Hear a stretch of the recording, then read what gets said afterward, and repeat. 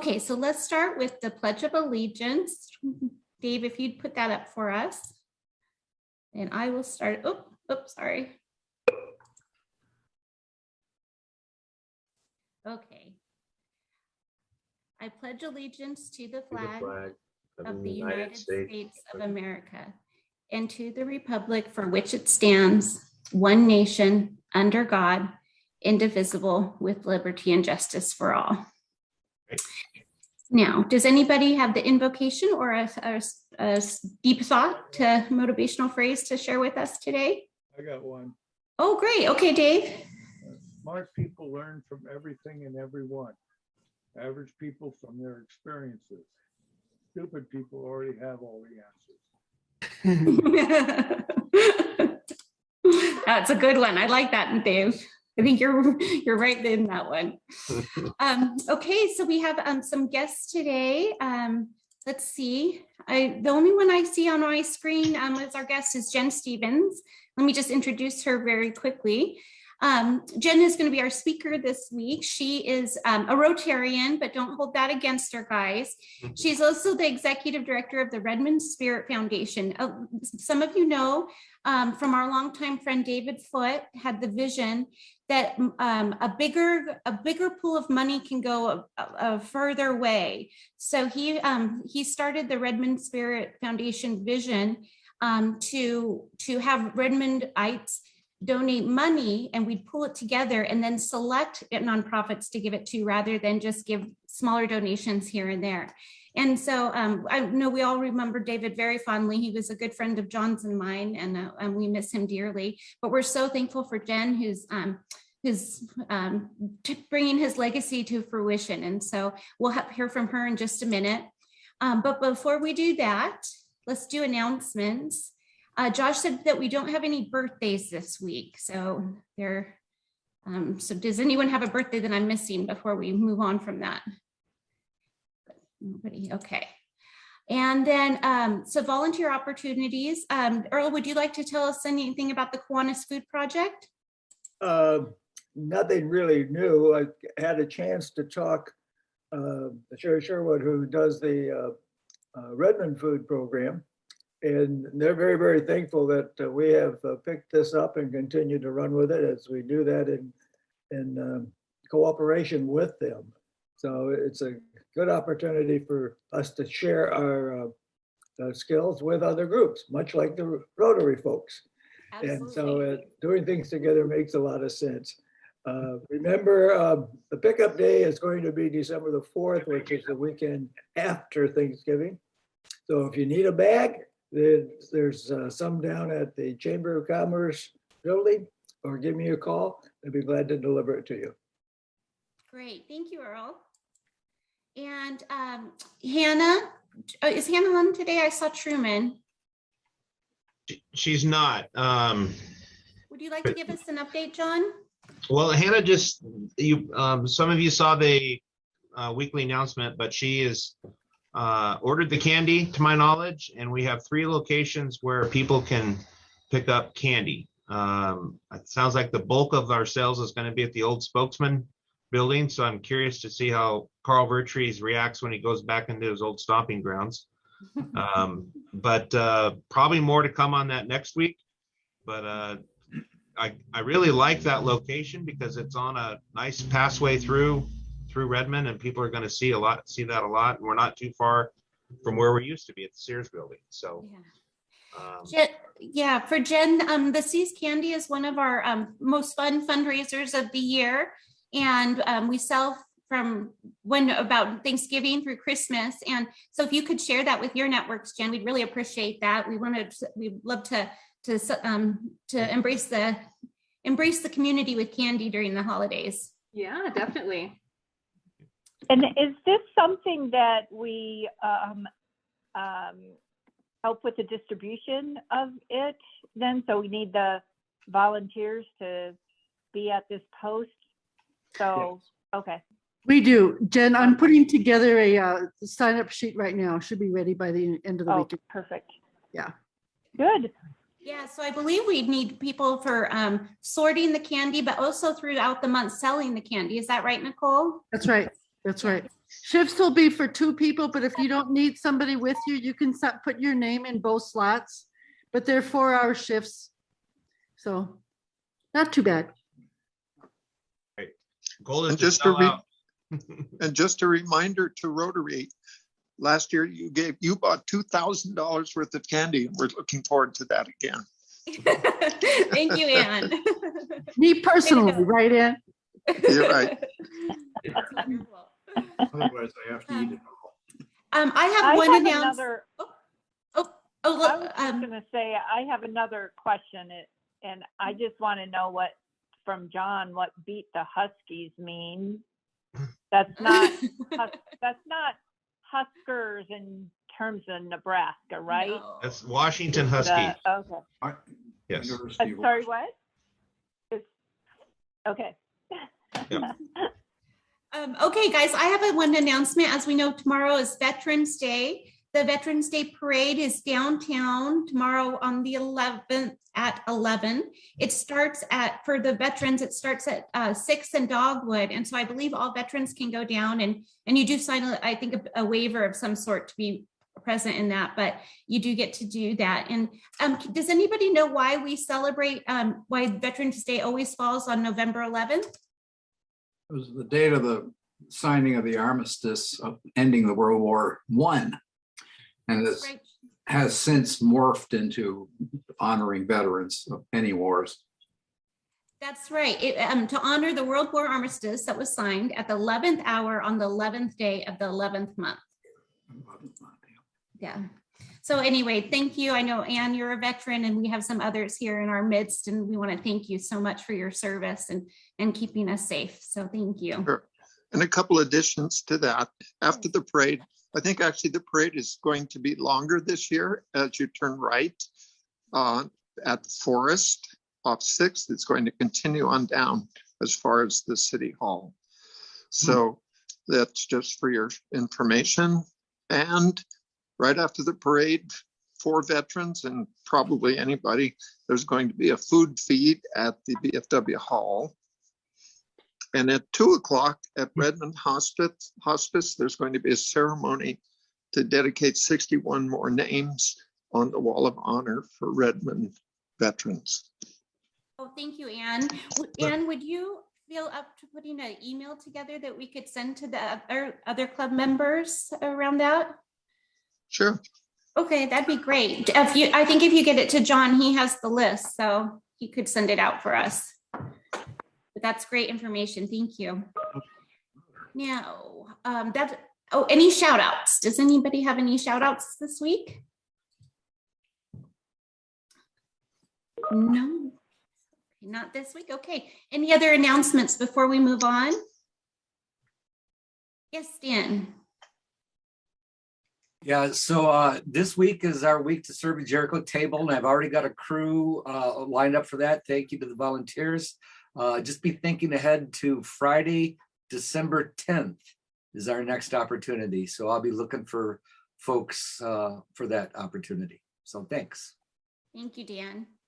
Anybody else before we move into Happy Dollars? Okay, we're moving fast today. Okay, so Happy Dollars, let me just read here why we do Happy Dollars.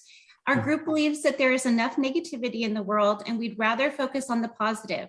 If you'd like to share something you're happy for or several somethings, please share with the group for a donation of $1 a piece. Remember, John Duff will be keeping track and sending you a happy invoice at the end of the month, indicating just how happy you are. You can also pay these invoices weekly by going to our website and paying via PayPal. So, okay, who's happy today? Roland. I'll start with a couple Happy Dollars. First of all, appreciate who we're looking forward to hearing from with our program today. And the other thing, I got a kind of a surprise phone call a couple of days ago from somebody, well, the commander at the VFW, they were looking for somebody to stand in for somebody that couldn't participate in their annual essay contest. This is done always this time of year around Veterans Day. And there's the 6th, 7th, and 8th grades applicants to write a survey this year. It was called what it means to be an American. And the high school students' essay is called Where Do We Go From Here? So I attended this review of their entries, and it was interesting, and I was pleased to do it. Hey, thank Good. you. That's awesome, Roland. Anybody else happy? Yes, Mike, you're on mute, buddy. Okay, I've got 5 happy dollars. First off, our granddaughter's cross-country team for Philomath took second place at the state tournament this last weekend. She didn't get to run, but she was an alternate, and so got honored with the rest of the team. The OSU men's soccer team is ranked number 2 in the nation right now, and it will, at the worst, will be the Pac-12 champion. Yeah, it depends on how they do at Washington tomorrow. If they win, they'll be the outright Pac-12 champion. Got to go over and watch a couple wrestling matches. The Beavers looked really good in the first one. They honored Greg Strobel, who was the 2-time national champion for the Beavers. It was a coach for the Olympic team and passed away this last year. Just a fabulous wrestler in the Hall of Fame, or Wrestling Hall of Fame. And then also got to go over last night and watch the Beavers win their first regular season basketball game, men's. Anne's happy too, I see. Yes, I just got home yesterday from a solo trip to California to see my 2 boys and my ex, and had really good time with all of them. And I took my bike with me, and I rode 18 miles along the coast of Santa Cruz and Capitola, right next to the water the whole time. It was really a great ride. So I'll go $5 for that. Great, thank you, Anne. That sounds beautiful. And Alan, I see your hands up. Thank you, Michelle. I have 5 happy dollars. One is, yes, I had my birthday yesterday. I'm 71, glad to be alive, feeling good. It's great. I had a great day. Last Friday, Bev and I went to see our son, Alex, and his wife, Rachel, in Vida. That's where they're living for the moment. And we installed a new toilet with a Toto bidet seat on it. And if anybody's had a chance to try out a Toto seat, it is great. It puts a smile on your face. Happy birthday, Ellen. I'm sorry we missed you on our birthday shout outs. Happy birthday. Nicole, yes? I survived October, and that is worth probably $1 million happy dollars, but I'm going to put in 5. I was asked by Culver School District to photograph all of the kids. That's 700 students and I don't know, 40 or 50 staff. I did it. I'm done. And now we're just looking at orders and creating student IDs. So. That sounds like a good time. I'm back. Hi. Yeah. Oh. I have a few happy dollars. I'll go 5. I was able to make a trip back to Des Moines, Iowa, which is where my company is based, and worked in person with a few coworkers. So that was awesome. Haven't been to the office for probably going on 2 years. And I'll do another 5 for the personal fun I had there.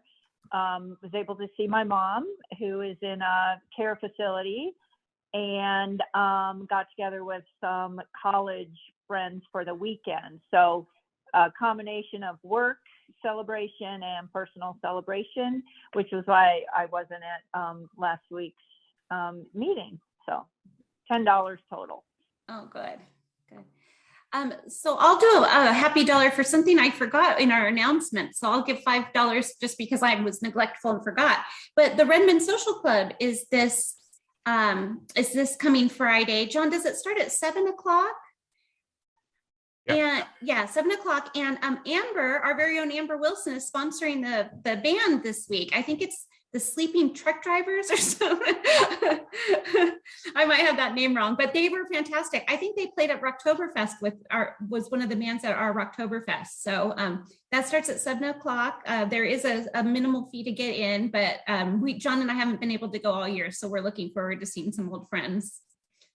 I'll put in 5 for that, and shout out for Amber too. Okay, anybody else before we move on to Jennifer? Yes, Dan. I got a couple happy dollars. Tara got home last night after a couple of weeks in Arizona, helping her mom with, growing older. So happy to have her home. That's nice, Dan. Yeah. Okay, well, we're going to move on. Let me make sure I haven't forgotten anything. Oh, our joke of the day. Okay, I have the joke. This is, okay, let me see here. What is the tallest building in the entire world?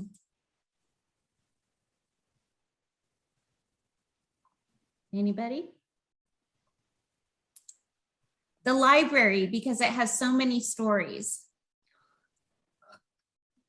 Good. See, I'm going to make a great president in 2 years, right?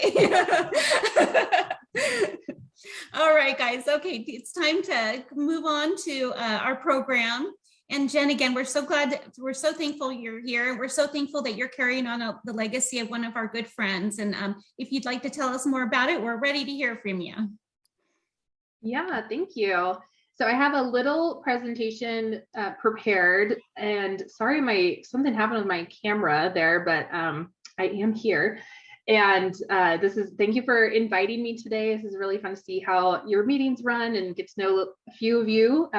Also some Redmond Spirit Foundation supporters. So nice to put some faces to names. So should I share my screen for the presentation? You're good to go. Okay, I'll do that. And then you can look at the presentation instead of just my black screen here. So it sounds like a lot of you probably were familiar with the Redmond Spirit Foundation, maybe even earlier than I was. I learned about the Redmond Spirit Foundation right as the launch was happening. I think I was at a chamber coffee clatter when I first heard about it. It was right around the time of the launch. There was so much excitement. It was definitely something that as soon as I heard about it, made a donation to. And then I didn't have the pleasure of knowing David, but I love hearing the stories about him and getting to know him through his legacy of the foundation, and also just all of his friends, like you all who knew him. So please share those stories. I'm happy to hear those. But for the Redmond Spirit Foundation, the mission is investing in programs, projects, practices, and initiatives that create and serve a robust, inclusive, and thriving family-friendly community. And this is something that when I first heard about it really resonated with me, and we'll get to some of the board members. It sounds like, again, a lot of you probably are familiar with the organization, but we'll just do a little bit of background as we go. And David's vision is something that is really, I think it's still a goal that we have. The original vision was 1,000 individuals contributing $100 per year. And it's something that we haven't quite achieved that. The organization has kind of evolved, I guess, a little bit. And also, like, everybody has been dealing with COVID. So the founding in 2018, and then with David's sudden passing and tragic passing, it went through a little bit of a kind of revisioning, but still with the core of reaching 1,000 individuals contributing $100 a year. One of the things that's been really interesting as we go along is the local businesses who want to donate also. So we do have donors who are giving more than $100 a year, even though we haven't created the group of 1,000 individuals. We do have people who have been giving since 2018 every year, which is also pretty amazing as we go through each round. The people, part of the vision is for 501c3 organizations that are working with children, the handicapped, elderly, really any disadvantaged individuals in Redmond are eligible to apply. And one of the things that's been very enlightening to me as we go through each round is there's a lot of nonprofits that are 501c3s that are doing quiet work, but still very important work in Redmond. And there are some chapters of organizations that may be headquartered elsewhere. So we're really thoughtful and intentional about if they are applying, specifying how these funds will be used directly for the group of people that they're serving in Redmond. So that vision is long lasting, I think, is the core of the foundation. And again, just thank you to David Foote and his family and the vision that he set forward. So some of the founding board members, you might recognize this guy. So I have had the pleasure of getting to know, I knew several of the board members already, but getting to know in this capacity, the board members, Bev Clarno, Mark Eberhard, Angela Boothroyd, Tim Moore, Wendy Every, John Duff. And again, I mentioned I didn't have a chance to get to know David, but feel like I know him through your stories. And the founding board members are still active on the board. They are all people that you probably all know in various capacities. They're very committed to Redmond. And one of the things that I really appreciate getting to know them is whenever we're talking about fundraising or just anything related to the foundation, they care so deeply and are committed to Redmond. And it's a very authentic and sincere group of community leaders that I leave every meeting that we have very excited about where we're going and the work that we're doing. John, did you want to jump in and say anything? Jen, yeah, we're only seeing half your presentation screen. Oh, what was that? We're only seeing half of your presentation screen. Oh, Half of it. let's see. You can only see half of it? Yeah. Oh, let me try that again. See, I'll open this up all the way. Let's see. Is that better? Hold on. Yeah, that's better. Okay. Well, I will go, let's see. Can I go back up here? There we go. You can see all of that now? Yeah. That's Okay, perfect. Well, sorry about that. And feel free to jump in and ask questions as we go.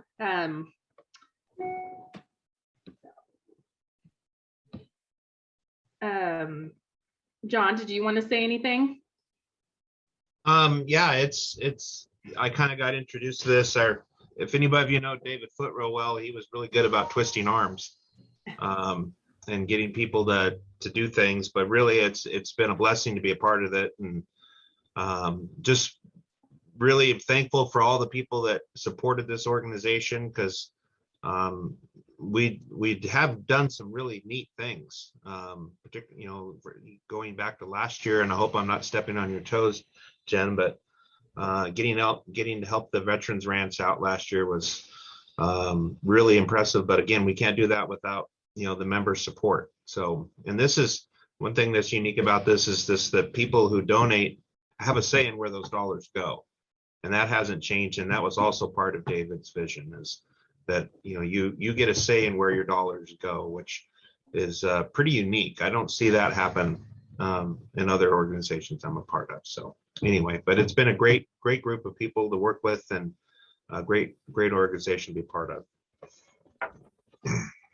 Awesome. Well, thank you.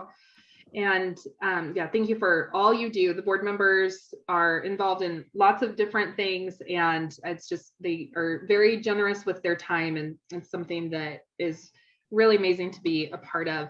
So a little bit about me. I joined in 2019. So I mentioned I first learned about at a chamber coffee clatter, kind of like a lot of people did with the launch. And I was having coffee one day with Angela about a year later, and kind of just was asking what was going on with the foundation. And I had thought I was probably due to send in my next check. And she had shared a little bit about not sure after David's tragic passing of what to do next. And so we had a couple conversations, and I ended up getting together with her and Wendy about how I could help. And it's a completely voluntary role. It's not something, I'm not a paid position. And it's something that we did give me a title just because of clarity that I'm not a board member. I'm more on the operational side and the fundraising side. And so gave me the title of executive director, but like I said, completely voluntary, and I'm happy to step into that role. It is something that I live in Redmond. Those are, if you can see my screen, those are my 3 boys. Thomas is in 1st grade, and I have 4-year-old twins.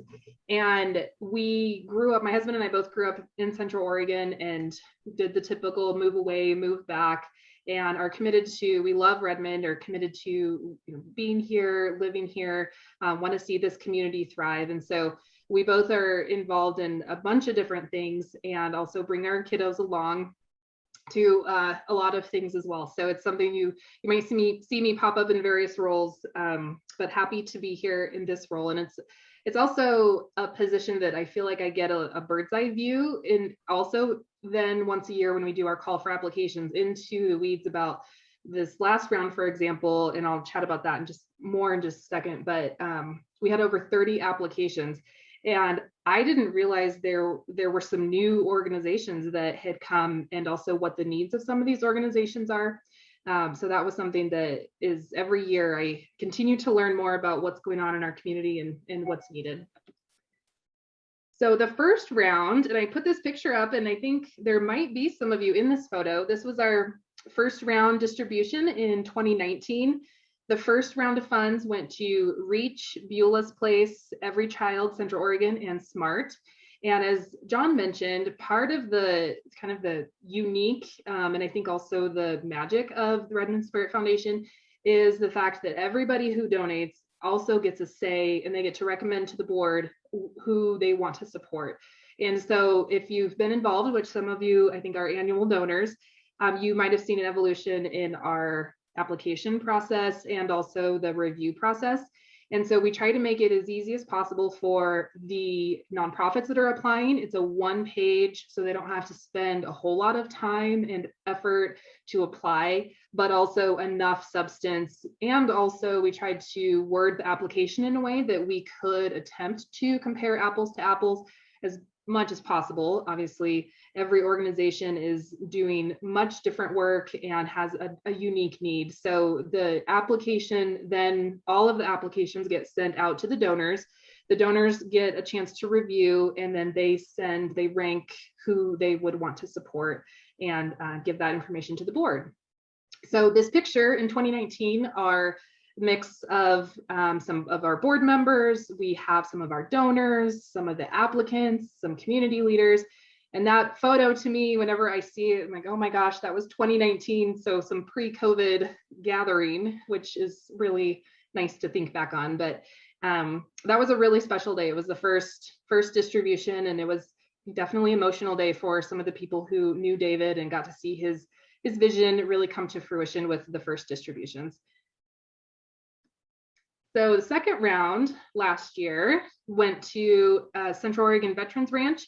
As John mentioned, we put $7,000 towards the purchase of a tractor, and they were able to just bring home that tractor a few weeks ago and they're getting it put to work in the Veterans Ranch. And so to be able to be the final amount that put them over what they needed in order to get the tractor is something that was, I think, a really neat process and really part of the vision for what the Redmond Spirit Foundation can do.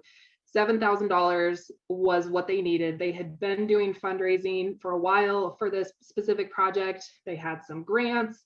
The purchase that they were getting was at a discount, the lender, all of these things kind of came together. And so we were the final key in order to make that happen for them. And it's something that they're going to have as an asset for a very long time. And also it opens up some other opportunities for them because they have this tractor at the ranch. They can do some additional programs, which also open up some additional grant opportunities. So it really was a great launching point for them. And you can go out and see it, and they have a lot of activities going on. So that was really fun. We also were able to send a couple students to Camp Eagle Cap and also donate to the Central Oregon Autism Movement. And every recipient is so incredibly grateful. It's just so fun to be able to do the big check presentations. Even in COVID, it was still fun. So we do have the third round, which is happening now. We did do the launch for the call for action. So we collected funds all year, and now we're able to accept the applications from nonprofits until December 5th. So if you do know, if you are associated with a nonprofit that's doing work in Redmond, or you know of a nonprofit that you want to encourage to apply, they can email redmondspirit@gmail.com and I'll send them back an application.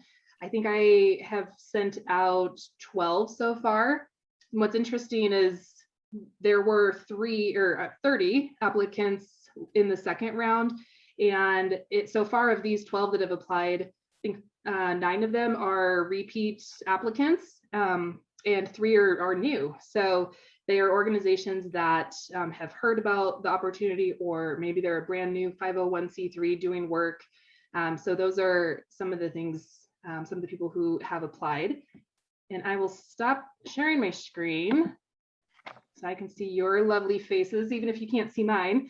The other thing I just want to mention about the Redmond Spirit Foundation is we have an active Facebook page. And one of the things that we do for all of our applicants, so in January, I shared all of the applications on our Facebook page. And one of the things that was really neat about that process is it gave every single applicant some airtime on social media. So I did a post with what their needs are and also a link to either their website or their social media page. And people, whether they're a donor or not, were able to see what the needs of that organization are in the community. And by doing that, it was not only another way to communicate with our donors about what the needs are, they get that via email. It was also a way to help connect the community. And there were people who I know said, oh, I didn't know that this organization existed. Thank you. And so it almost was like a matchmaking of connecting the community with an organization that weren't previously familiar with each other. So those are a few things that we're doing, and happy to take questions or comments or whatever you want to chat about next. I have a question. Have you seen with all of the grant awards that you've been able to give, it looks like a lot of those are like for like the tractor, like more of a tangible objects. Do you ever give grants for or more essential items like trainings or general programming or anything like that? Have you seen those grants be successful or those applications be successful? Yeah, we have. So the tangible items, let's see. So Reach purchased books, Beulah's Place, they were putting the funds towards a kitchen, but they also were, I think, doing some staff supportive items. But Reach was probably the biggest one. When the very first year that we had donated to them, it was mostly just supporting the organization to help them stay afloat at that time. That was in 2019.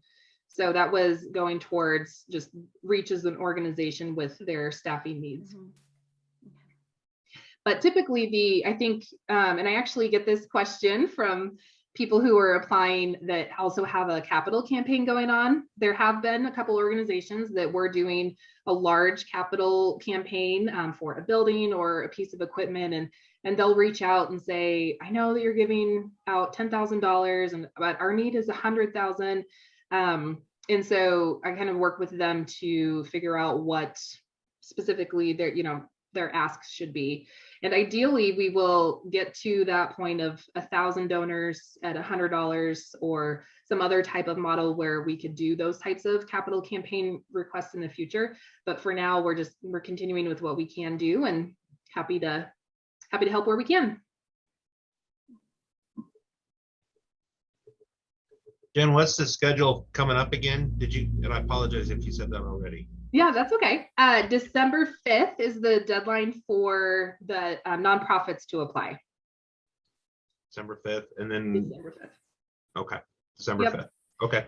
Yep. And then for a couple weeks after that, we'll have the donors do their review, and then we'll set a board meeting. And I think that if this timeline moves along swiftly, we'll be able to give out the funds before the end of the year. That would be great. in 2019, I think we distributed the funds on like December 29th.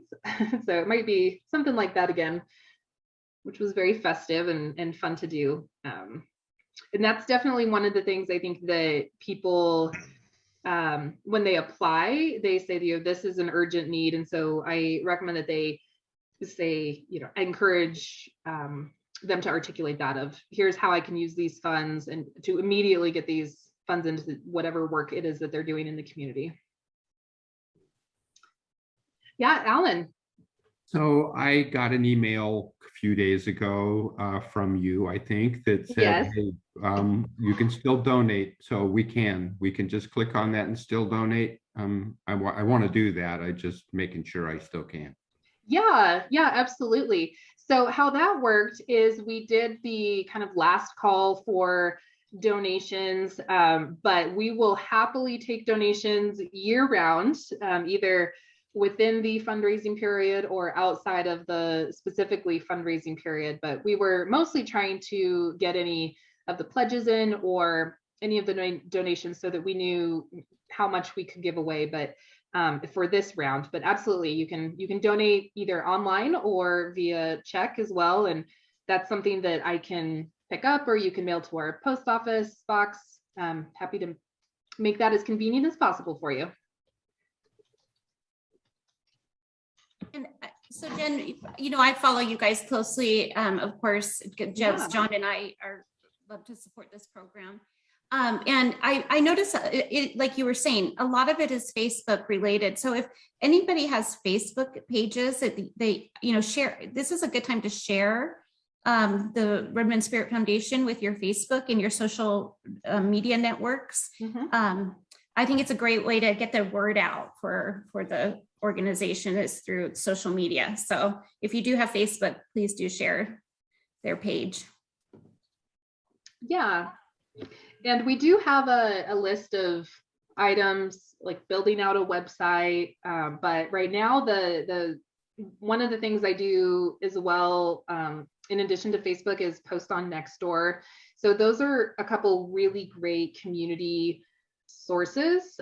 So for really anybody that has events or activities going on, we've been able to get some good reach that way. And if you ever have an organization that you're working with that would fit within our mission and vision, happy to reshare yours as well. I've been happy to share when Rimrock's doing the donut fundraiser, or to talk about your candy sales, whatever we can help share. So I also feel like in the quote unquote off season, it's kind of a community page of sharing what's going on with Park and Rec, or our most successful post of the whole year was doing a thank you to the air tankers.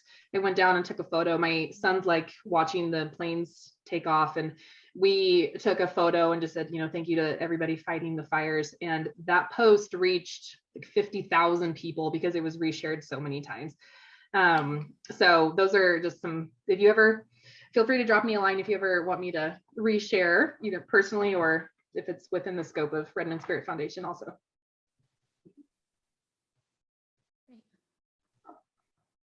Do we have any other questions for Jen before we?